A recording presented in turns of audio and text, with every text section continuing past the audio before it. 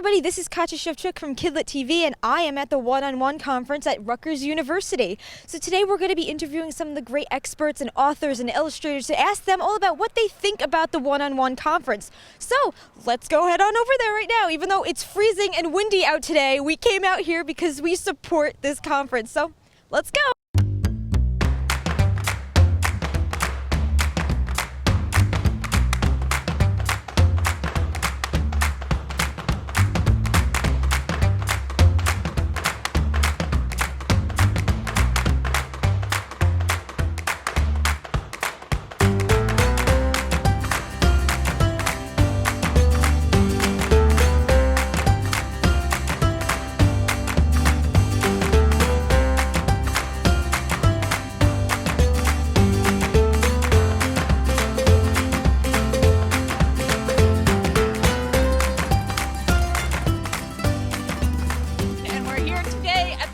University Council on Children's Literature One-on-One Plus Conference. And what does this conference mean to you? This was the first conference I ever attended. Really? Out of any conference on children's literature. So this is near and dear to my heart. I was named to the council this year.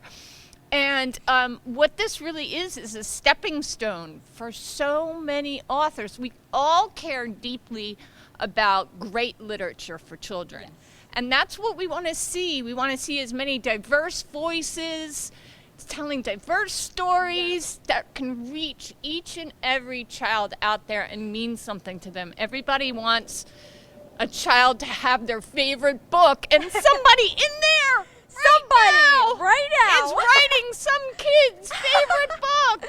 Yeah. So it's very meaningful because it just means that we're going to be producing more great literature for kids. The most exciting part is finding new authors with great ideas and lots of energy and enthusiasm. And that's what we do at this conference. We're very different from most conferences because we don't go for numbers of people. We go for the quality of what someone can get out of the conference on a very one-to-one and personal level. Oh, I was a mentee here in 2004 and 2005, so it's been a while. The following year I wanted to come, but I was actually in the hospital having a baby. So that didn't work out that year. So it's been a while since I've been here, so it feels very nice to be back. I'm very honored to be here, and it feels just as energizing on this side of the table as it did on that side. Well, I think it's a wonderful conference. The whole premise of the conference is just great. The idea that people who are interested in writing and illustrating can come here and meet editors and art directors and writers and sort of have them mentor you. What a great idea. It's, anyone who's inspiring to get involved in this business of writing and illustrating for children's books, this is a great place to come. Yes, this is my 28th conference that I've attended, and it's 22 years on the organizing council and about my 10th or 11th year as chair. The chance to connect and get feedback. For the mentees, we have a huge faculty of editors and agents and some designers and well-published award-winning authors for them to meet. It's the largest faculty of its kind for a conference like this. And you get to meet so many people, and you get to make connections, and you get 45 minutes of feedback on your manuscript. Nobody else does that. And if you were to offer any kind of advice for young writers, what would that advice be? I know for me, this is something I wanted to do from the time I was in second grade. So by the time I got around to actually doing it, I was, 35, 36, and I'm like, oh my God, I'm going to take this seriously, and it had to be published now, right now. And you tend to rush, and you want to rush the process, and it's nothing that can be rushed. You really have to take your time, so don't feel rushed. There's plenty of time. Take your time. Write what you really, really want to write, what's important to you, because if it's important to you and you feel something, somebody reading that's going to feel it too. I think children always need to feel safe, protected, and loved. And it's our job as authors to help them understand this very complex world we live in and for them to feel comfortable in it. no matter what the world may be or how it's changing. If I can get a kid interested in a topic with that opening sentence, then I know I have my reader hooked. And that's my job as an author. Whether an idea is great or not doesn't matter. The idea is, does it resound with the reader?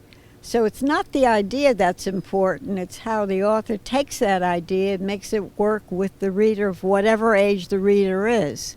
Yeah, absolutely. An illustrator needs to look at artwork, go to museums, see and study. Even going and drawing in their sketchbooks is really important.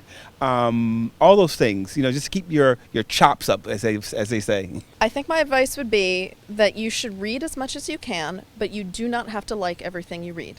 Sometimes kids feel like these are the books I should read, and when they don't like them, they judge reading, and they say, I don't want to read at all. But the thing is, no one's allowed to tell you what you like to read. You can never stop reading, but you can absolutely get to the end of a book and say, I didn't like this one at all, as long as it's not one of my books. And is there anything that you're working on now that you want to tell us about? Yeah, I'm working on a book called The Bell Rang, which is a story I wrote. It's really dear to me. It's a slave story about leaving home. I'm just in the process of going to the stage where I'm actually looking for people to model for me. I bring them into the studio and I take pictures of them, and then I paint images from those pictures. So I'm right at the beginning of that. And I'm just wrapping up a book about the Nutcracker. The book is My Story, My Dance, Robert Battle's Journey to Alvin Ailey. And it's a story of Robert Battle is actually the only the third director of the Alvin Ailey dance organization. And it's his story and his rise from living in Miami, went off to Juilliard and rose to become the current director, and his vision is now being realized in Alvin Ailey performances. I have 4 manuscripts out on submission right now. So things are churning. And Pibo Idmo, Pibo Idmo. Yes. I don't care how you say it. I say Pibo Idmo. You say Pibo? Well, I was talking to somebody yesterday, and I said Pibo Idmo, and he's like, oh my God, I've been saying it wrong the whole time. And I'm like, I don't care how you pronounce it. It's okay. But yes, and that's coming up very soon. I am working on a chapter book. I have to write book 3 of a series called The Adventures of Cave Boy that's coming out. I think book 3 may have already been due, and I haven't really done it yet. So I'm working on that. I'm working on a couple picture book ideas, and I'm also working on a young middle grade about a girl who likes science.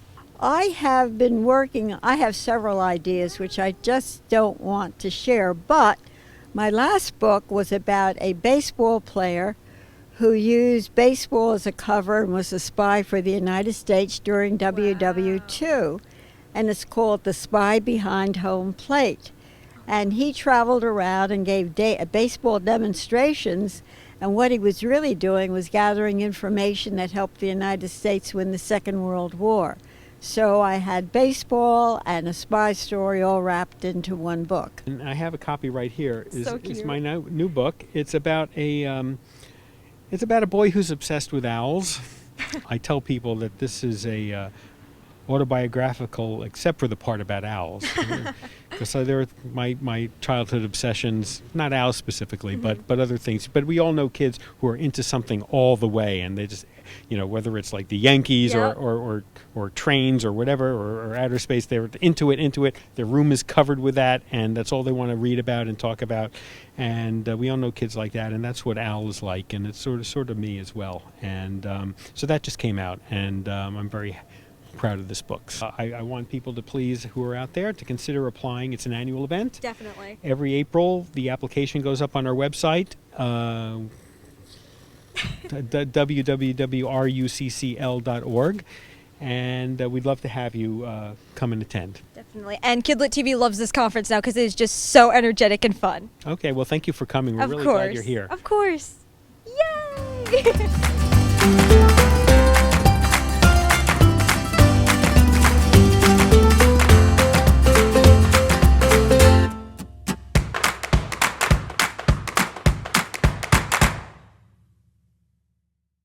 And what would you say to Rocco? Oh, Rocco. Hey, Rocco. I miss you as a neighbor. We used to live down the street from Rocco for 10 years. And so, we really miss seeing him and bumping into him at different, supermarket and places like that. So look forward to seeing you again, Rocco.